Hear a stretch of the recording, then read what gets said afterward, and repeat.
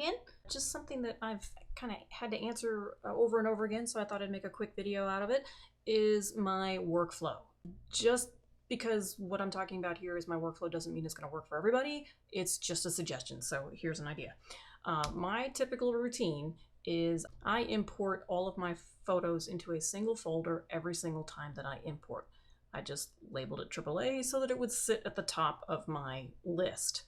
So it's easy for me to find no matter how many more folders or files I happen to add to my Lightroom library. So at least everything's in one place.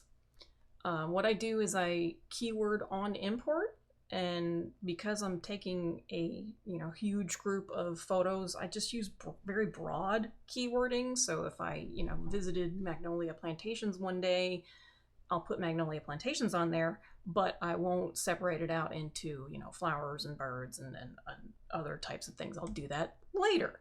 So once I am in Lightroom and I'm in the library, I will keyword again and just be more specific with smaller segments of the images. And once this is done, I'm going to go through and I'm going to cull everything. And this is really hard for people to do. So what I typically do is I run through all the images. On the first pass, I'll give everything a 1-star rating. Just images that are kind of worth a second look. The only thing that gets a star is something that looks okay. And sometimes if it's something completely lousy that I'll be able to use for teaching purposes of what not to do, I will keep that as well. And you can use stars or flags or color rating or whatever it is that you want to use. You do not have to use the star rating, but that's just what I do. And then I will go to filter, where it says filters off, typically by default. And I will use the drop down, and where it says unrated there, I will choose all of the unrated ones. Okay, so once I have filtered out and all I have is anything that didn't receive any kind of rating, I will Control or Command A, which is the shortcut for select all, and I will delete them from my hard drive. Just get rid of them. I know that's hard to do, but if it's not even worth a second look, then just get rid of it. It just takes up space to keep all that junk. So only at this point, when I have backed up the images from my AAA folder multiple times.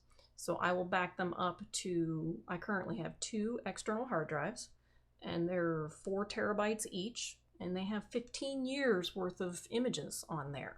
So those are precious to me. And so I will back up all of my raw files to both of those hard drives. And one of those 2 hard drives is actually linked to the cloud.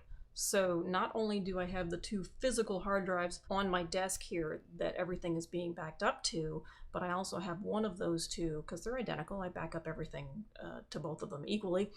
One of them is talking to Backblaze, which is the cloud service that I use. There's lots of cloud services out there. I really like Backblaze because I have actually had a hard drive get destroyed. So I definitely want to have more than just one extra one on hand, and I like it being up in the cloud.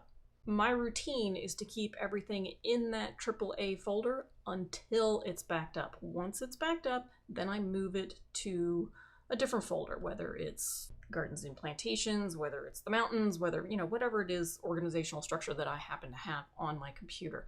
And then I move them over into some kind of semi-permanent files there, even though they're still backed up. I just want to have some on the computer that I can, work on from time to time. But I don't even reformat my memory card that was used from that photo shoot until they've been backed up. So basically, when I open my AAA folder, anything that I see in there, I know for sure has not been backed up to my external hard drives, and that I need to do that, because if you shoot a lot, you will forget what you have backed up and what you haven't. Anyway, that's just my routine. That's a little bit of redundancy so that I don't lose stuff. Now, non-professionals, do you really have to worry about this kind of thing?